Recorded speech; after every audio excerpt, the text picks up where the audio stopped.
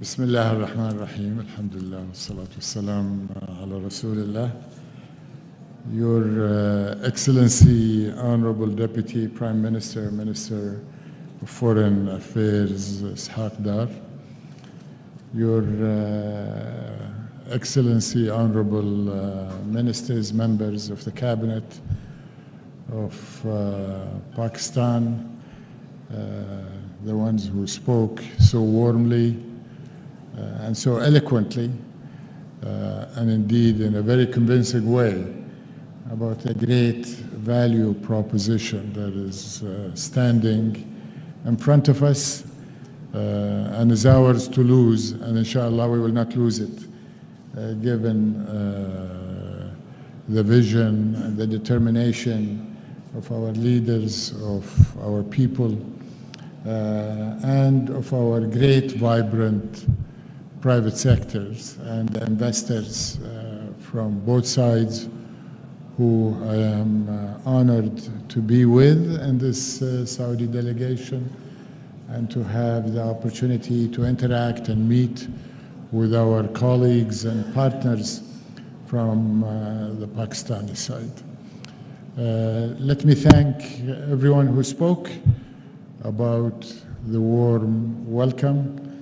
And I can tell you, we felt the warmth of the Pakistani friendship. We felt the bond just as the door of our airplane opened last night, before we felt even the warmth of the air of Pakistan.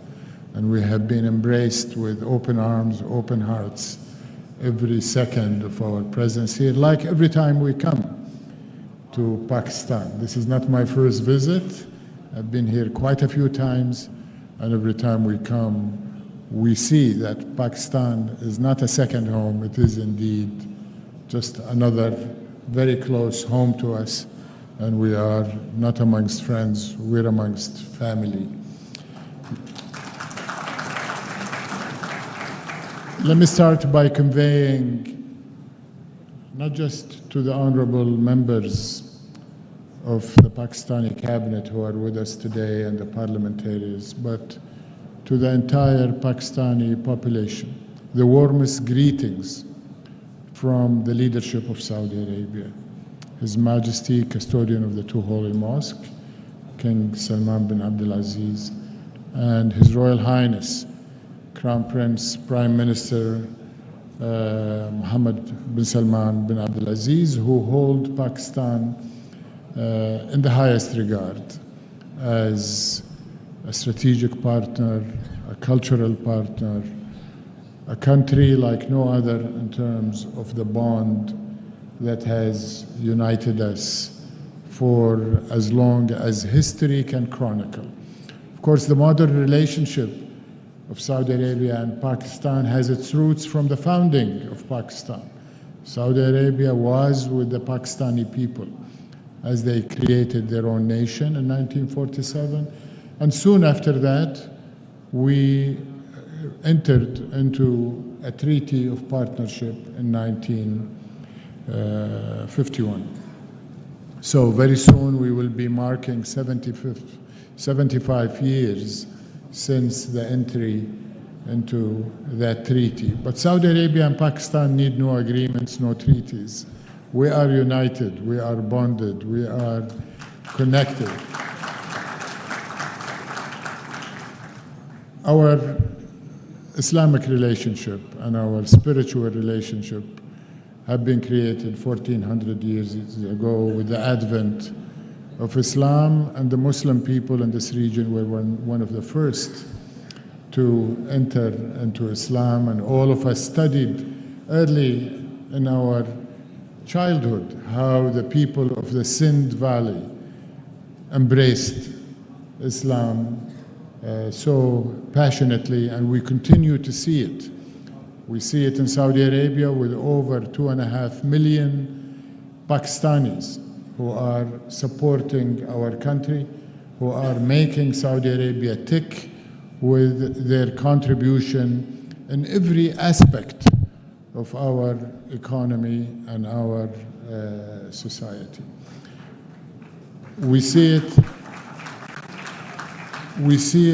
in over 160,000 Pakistanis who participate every year in Hajj. We see it in over 1.8 million people who travel to Saudi Arabia for Umrah every year, and in a way fuel that bond that unites our people. I am grateful that after our arrival last night, we saw that warmth and that bond and that reception from the top of the leadership of Pakistan. The Honorable President of Pakistan, Asif Ali Zardari, who is traveling today to a foreign destination, insisted on receiving us late in the evening last night and spent a good amount of time impressing on us his own personal belief and commitment to the relationship between Saudi Arabia and Pakistan, and that Pakistan is always there for Saudi, and that he sees the potential, the complementarity, the synergies, the great value proposition that each of our country makes available to each other if only we would realize it. And he called on all of us today to work towards that common objective. We spent a good amount of time with the Honorable Chief of the Army Staff General Sayyid Asim Munir Shah, and he spoke also from the heart, as well as from the mind, as well as expressing in numbers that are very, very compelling, what the value proposition to the Saudi private sector from partnering with Pakistan. And he expressed his commitment that he will see to it that all matters of red tape will indeed be replaced with a red carpet treatment for Saudi investment. And he recalled how he and Crown Prince Mohammed bin Salman saw to it to create this special one-stop shop, special single window, this special bureaucracy elimination mechanism, the Special Investment Facilitation Council, SIFC, which many of the honorable members of the cabinet are also members of and are seeing through that mechanism, as well as the other reforms that are undertaken by the Honorable Prime Minister, will undertake to make Pakistan not only one of the highest return investment destination, but one that is low risk, very much financeable, bankable, and attractive for Saudi investors. And the Honorable Prime Minister will be speaking to the Saudi delegation later this evening, and will be presiding over an exchange of agreements and MOUs totaling 27 that will be signed throughout the day. Many of them have already been negotiated and agreed, and will be announced today, over $2 billion. And these are very much organic agreements that have been reached without the strong facilitation that we're embarking on. I'm happy to hear what the ministers have said. I'm happy about the efforts of the Ministry of Commerce and its commitment to increase the trade. Trade between Saudi Arabia and Pakistan has already increased significantly by 80%, from $3 billion in 2019, $3 billion US dollars, to $5.4 US dollars. We are also reasonably encouraged by the number of Pakistani investment licenses that have also more than doubled in the last couple of years, reaching 2,000 Pakistani investors in Saudi Arabia. And the FDI stock in Saudi Arabia of Pakistani investment is already exceeding $1.6 US. We are committed to and extremely encouraged by the announcement by His Royal Highness the Crown Prince committing the front end of Saudi investment into Pakistan, which is $5 billion. This was announced during the visit of the Honorable Pakistani Prime Minister when he, Shahbaz Sharif, when he visited a week or two after he was appointed in his role after the election. And there was a meeting in Mecca, essentially within the confines of Haram al-Sharif. Honorable Finance Minister and others were there wearing their ihram thobes, and I was also honored to be there, and we saw the warmth, the mutual commitment from both leaders, and that what I call the front end of Saudi investment was committed. And of course the PIF has a leading role. I am glad that we have the PIF represented with us in strength here in this delegation, not only representing the PIF, but also bringing many of the PIF portfolio companies, which is going to be spearheading the Saudi investments, including Aqua Power and renewable energy, including Manara and minerals. And I think these numbers, in my opinion, are only the tip of the iceberg.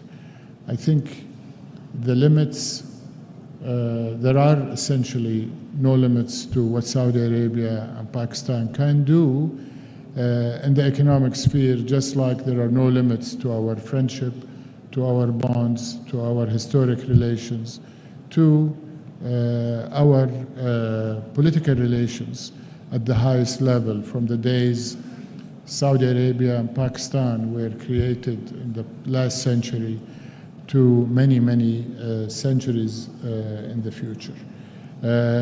I think it's been mentioned by our dear Pakistani partners. They have spoke about Saudi Arabia better than I would be able to speak about Saudi Arabia. And that again illustrates the kind of bond and complementarity that we have together. But let me say that Vision 2030 is not only doing well, it's actually ahead of schedule, and we're moving to start thinking about the next phase of envisioning the future. And the future of Saudi Arabia is going to be one of prosperity, it's going to be one of empowerment of the people of Saudi Arabia, empowerment of our private sector and our companies, of which we are very, very proud, and many of them are with us today, over 50 companies that have been breaking their schedules and their commitments elsewhere to be in this delegation, to be here in Pakistan this week. But Vision 2030, and this is the key point about Vision 2030, I want to say, is also about extending our prosperity to our partners and to our friends and to the countries that we need as much as they need us. Because no single country, no matter how rich, no matter how strong financially, can compete in the global world we live in today. You need demographics, you need large markets, you need human resources, in addition to capital. And Pakistan and Saudi Arabia together provide that complementarity, provide that scale. But you also need geographic reach, and we see that Pakistan is uniquely positioned geographically with your location extending from the Arabian Sea all the way into the heart of Asia, Central Asia, China, all of the Caspian countries are markets and resources that are available to Saudi investors to reach through partnering with our Pakistani friends. In terms of what we can do together, I think first and foremost, we want to support Pakistan continuing on its economic stabilization. Without Pakistan reaching its economic stability, it's very difficult to do things together. What has been done in the short period, the last 2 years, is quite impressive, Your Excellency, Minister of Finance.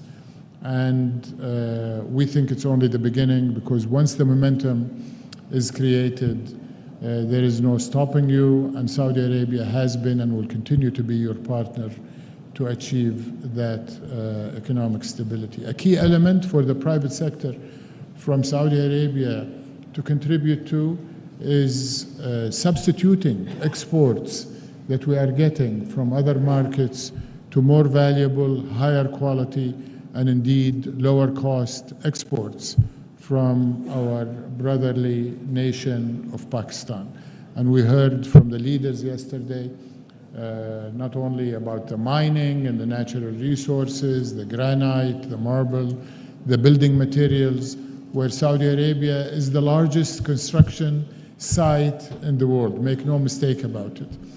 And we will be, in the next few years, awarding construction and material procurement contracts reaching about $1.8 trillion. Last year, the value of construction and EPC procurement, including materials, was $150 billion. This year, it's 180.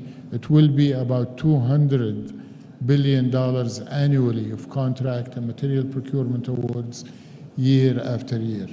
Unfortunately for us, but in a way, fortunately for our partners here in Pakistan, a lot of the input into those contracts is going to be imported. And we want it to be imported from Pakistan, all things being equal. In fact, we will compromise a little bit to make it come from Pakistan. So a great opportunity. Beyond trade, I think investing jointly in Saudi Arabia, investing in Pakistan, investing in third countries that are adjacent to Pakistan is an area that, as I mentioned earlier, with no limits.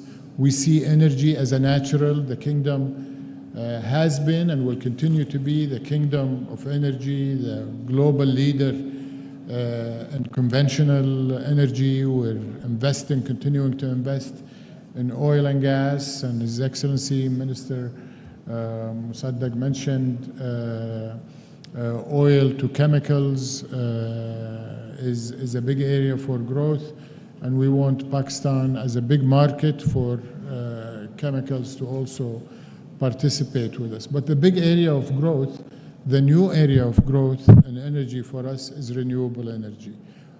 Solar, wind, hydrogen, green ammonia, green methanol, not only for the consumption of your large population and what is starting to be a vibrant, high-growth economy here in the heart of Asia, but we hope that we will allow Pakistan to also export this green energy, given the endowment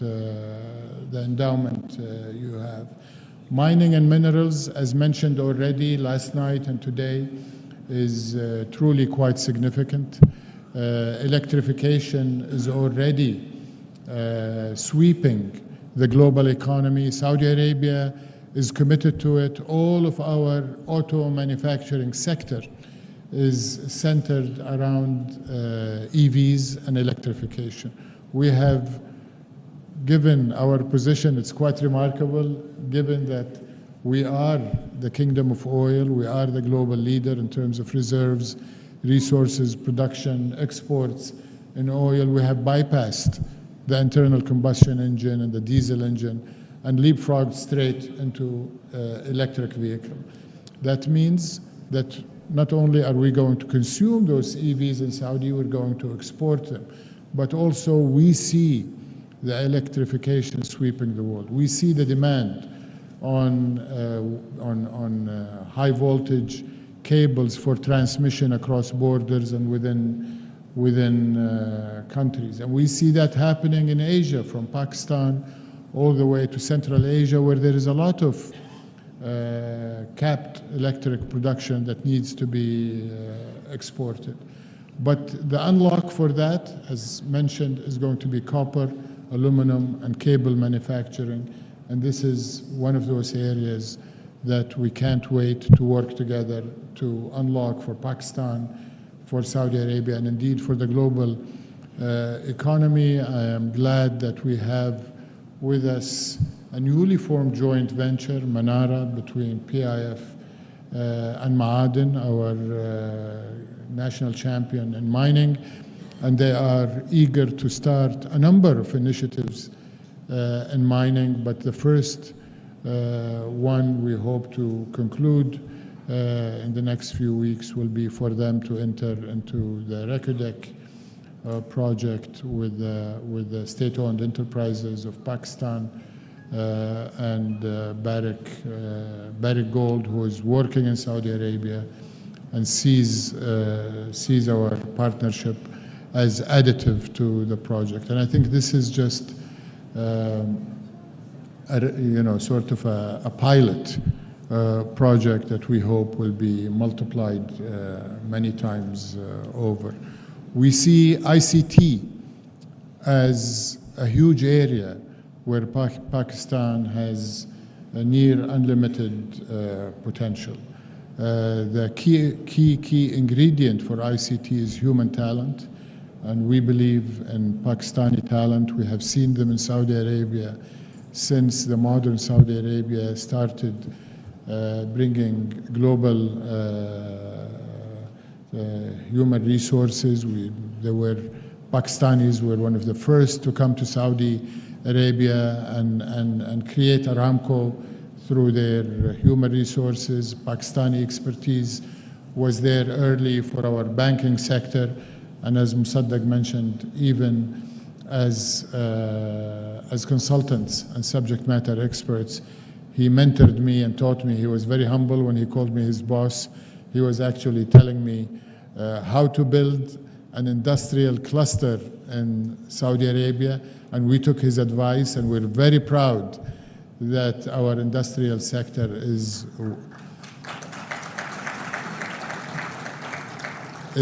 one of the fastest growing, the most competitive, certainly in the region, and we aspire for it to be a global manufacturing and industrial powerhouse in Saudi Arabia.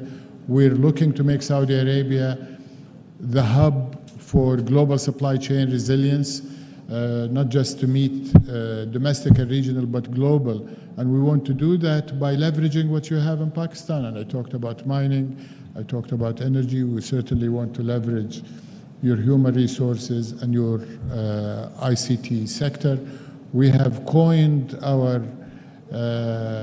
reshoring initiative in Saudi Arabia as green shoring, to bring that green energy, and I think we can extend that concept to Pakistan if we can employ the Saudi companies that are active in renewable energy generation to embed it in some of the mining resources that have been mentioned, given that Pakistan, I understand, could be the fourth richest country in copper. So ICT, from manufacturing of components to software development, cloud computing, AI, data processing hub.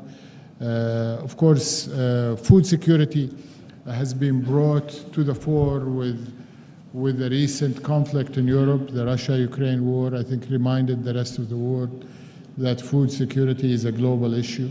And it's certainly an issue in Saudi Arabia, where for generations we've been enjoying imports of Pakistani grains, especially Peshawar rice from my childhood. I remember it was our favorite food stock, of course, meats and poultry, aquaculture and fishing, and the list goes on. We believe Pakistan, as we heard yesterday from the Honorable Chief of Army Staff, can become again the hub for global food security, not just for the Arabian Peninsula. Saudi Arabia is investing heavily in global acquisition and global direct investment from Latin America to Europe, Ukraine, Africa, and we're investing, of course, in South Asia and Central Asia, and we would love for Pakistan to be a key hub for agriculture, food processing, value add, and export to third countries. Honorable Deputy Prime Minister, Minister, these are only a few examples of what I see as low-hanging fruits, continuing with the food metaphor, and really ready for us to grab and turn into opportunities, to increase the confidence that thousands of other Saudi companies need to have to come with the 50 companies that came with me today.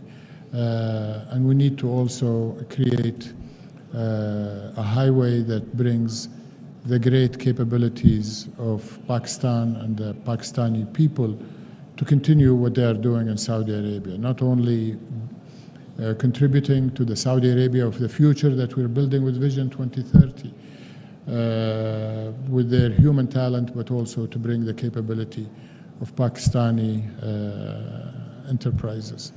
And for them, from both sides, I can tell you, in no uncertain terms, and I've heard it repeatedly from the leadership, from my boss, from the leadership of Pakistan last night, and the Prime Minister during his visits to Saudi Arabia in March and in May when he came for the World Economic Forum special meeting.